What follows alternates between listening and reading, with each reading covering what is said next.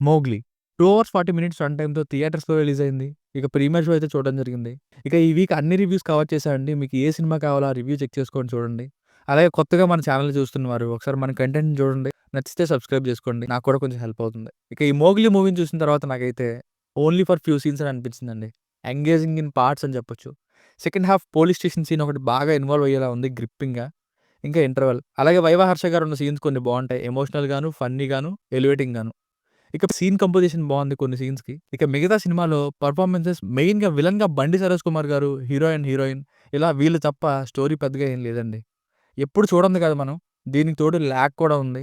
మెయిన్‌గా డిసప్పాయింట్ చేసిన విషయం ఏంటంటే, హీరోకి, విలన్‌కి సెకండ్ హాఫ్‌లో భారీ క్లాష్ ఉంటుందేమో అనుకున్నా. ఒక్క ఫైట్‌తో అయిపోయింది. కానీ 'అఖండ' మూవీ మీద బెటర్ ఇది. ఎంతో కొంత హానెస్ట్‌గా తీశారు ఈ 'మోగ్లీని.' ఇంకా ప్రేమించుకున్న హీరోయిన్ మధ్యలోకి విలన్ హీరోయిన్ మీద ఆశపడి మధ్యలో ఎంటర్ అవుతాడనే పాయింట్‌తో ఒకప్పుడు 'జయం' మూవీ వచ్చింది. కొన్నేళ్ల తర్వాత 'మోడర్న్ రామాయణం' అంటూ 'సీత' సినిమా తీశారు తేజ గారు. ఇంకొన్నేళ్ల తర్వాత ఇప్పుడు ఈ 'మోగ్లీ.' ఇంకా చాలా స్టోరీస్ వచ్చాయండి మధ్యలో. కానీ సిమిలర్ స్టోరీస్‌తో ఇవి. సో, ఏముండాలి కొత్తగా? స్టోరీ రొటీన్ అయినా గానీ ఎంగేజింగ్ నరేషన్ ఉండాలి. కానీ ఫస్ట్ హాఫ్‌లో లాగ్ ఉంది. సెకండ్ హాఫ్‌లో ఇంకా విలన్ నుండి తప్పించుకోవాలనే పాయింట్. ఇందువలనే కొన్ని సీన్స్ కోసం ఒకసారి ట్రై చేయొచ్చు అనిపించింది. ఫ్యామిలీస్ చూడొచ్చా అంటే సెకండ్ హాఫ్ మధ్యలో ఒక సాంగ్‌లో లిప్ కిస్ ఉంది. మధ్యలో డబుల్ మీనింగ్ డైలాగ్స్ ఉంటాయి. ఇంకా మిగతాదంతా హెల్తీగానే తీశారు. సో, ఇవి పర్లేదనుకుంటే చూడొచ్చు ఫ్యామిలీతో. బేసిక్ స్టోరీ లైన్ ఏంటంటే సింపుల్. అడవిలో పెరిగిన అనాథ అయిన హీరో, అదే ఊరికి సినిమా షూటింగ్‌కొచ్చిన డాన్సర్స్‌లో ఒకరైన హీరోయిన్. ఇద్దరు లవ్ చేసుకుంటారు. మధ్యలో ఇంటర్వెల్ నుండి విలన్ ఎంట్రీ. ఫస్ట్ హాఫ్‌లో లవ్ స్టోరీ ఏంటి? సెకండ్ హాఫ్‌లో ఏం జరిగింది విలన్ వచ్చిన తర్వాత అనేది story. Plus points.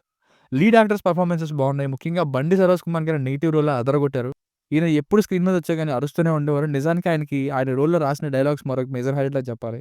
Acting same ఎలా అనిపించిందంటే 'bumper offer', 143 movie hero 'Sairam Shankar' ఇంకా హీరో 'రోషన్ కనకాల' గారు కష్టపడ్డారు గానీ ఎందుకు సెకండ్ హాఫ్‌లో ఈయన పొటెన్షియల్‌ని యూజ్ చేసుకోలేదు అనిపించింది. మాట్లాడతా మైనస్ పాయింట్స్‌లో దీని గురించి. హీరోయిన్ కూడా రోల్‌కి తగ్గట్టుగా చేశారు. కొన్ని ఐడియాస్ బాగున్నాయి. అవి సీన్ కంపోజిషన్‌కి బాగా హెల్ప్ అయ్యాయి. ఎన్హాన్స్ చేసాయి సీన్స్‌ని. లైక్ స్టార్టింగ్‌లో ఫోర్క్‌ని జైలు సంకెళ్ళలా అద్దం ముందు చూపించడం, స్టిక్కర్‌లు కౌంట్‌గా పెట్టడం, క్లైమాక్స్‌లో థాట్, హీరోయిన్ ఎంట్రన్స్, తప్పించుకునే సీన్‌లో ఆ కుక్కరు, ఆ తాడు కింద క్యాండిల్ ఇలాంటివి. సాంగ్స్ ఓకేగానే అనిపించాయి. బ్యాక్‌గ్రౌండ్ స్కోర్ కొన్ని చోట్ల చాలా అనిపించింది. Interval, climax, police station scene ఇలా. Minus points. స్టోరీ పెద్దగా లేకపోవడం అండి. ఇంకా హీరోకి, విలన్‌కి భారీ కాన్ఫ్లిక్ట్ ఉంటుందేమో సెకండ్ హాఫ్‌లో అనుకున్నా. విలన్ ఏమో ఫుల్ పవర్‌ఫుల్లు. హీరోనేమో పవర్ ఉన్నోడు గానీ ఏమీ చేయలేని సిట్యుయేషన్‌లో పెడతారు. అసలు హీరోకి ఇంటర్వల్ తప్ప మిగతా సినిమాలో ఎందుకు ఎలివేట్ చేయలేదో నాకైతే అర్థం కాలేదు. అతనికంటే విలన్ కంటే 'వైవా హర్ష' గారు ఎక్కువ ఎలివేట్ అయ్యారు. ఫస్ట్ హాఫ్‌లో లాగ్ ఉంది. స్టార్టింగ్ 'బండి సరోజ్ కుమార్' గారి సీన్ అయిపోయిన తర్వాత ఆ టైంలో ఫస్ట్ హాఫ్‌లో డెవలప్ చేసిందంతా సెకండ్ హాఫ్‌లో విలన్‌ని ఎలివేట్ చేయడానికి అన్నట్టుగా లేదు. సెకండ్ హాఫ్‌లో విలన్‌ని ఎలివేట్ చేయడానికి ఫస్ట్ హాఫ్‌ని కొన్ని సీన్స్ యాడ్ చేసినట్టు ఉంది. కొన్ని మరీ ప్లాన్ చేసినట్టే అలా ఎలా జరిగిపోతాయి అనేలా ఉన్నాయి. ఇంటర్వెల్ ఫైట్‌లోను, సెకండ్ హాఫ్ పోలీస్ స్టేషన్ ఫైట్‌లోను కొట్టేటప్పుడు సౌండ్ ఎఫెక్ట్స్ రాలేదు మేము చూసినప్పుడు. మరి మీరు చూస్తున్నప్పుడు ఏమైనా యాడ్ చేస్తారేమో నాకు తెలీదు. అప్పుడు యాక్షన్ డిపార్ట్‌మెంట్ పేర్లు టైటిల్స్ రావడం ఏంటంటే ఇంటర్వల్‌కి ముందు ఫైట్ అవుతుంటే. స్టార్టింగ్‌లో వీఆర్ టైటిల్స్. ఆడ్‌గా అనిపించింది ఇంటర్వల్ ముందు ప్లే చేస్తుంటే. ఎవరైనా మంచిగా చెప్పమని చెప్పి వదిలేస్తారంటే మరీ మెలోడ్రామాటిక్‌గా ఉంది ఆ సీన్. జైల్‌లో హీరో‌ని గట్టిగా కుమ్మేస్తారు. కారం పెడతారు. కానీ నెక్స్ట్ సీన్ నుండి ఒంటి మీద దెబ్బలుండవు. ఫేస్ ఏమో షైన్ అయిపోతూ ఉంటుంది. లాస్ట్ ఫైట్‌లో ఎండలో వాన పెట్టేసినట్టు ఆర్టిఫిషియల్ రెయిన్‌గా క్లియర్‌గా కనబడిపోతుంది బిగ్ స్క్రీన్ మీద. లాస్ట్‌లో పొడుస్తుంటే దగ్గరికెళ్ళి ఆపనట్టు కాకుండా దండం పెడుతున్నట్టు చూపిస్తారు.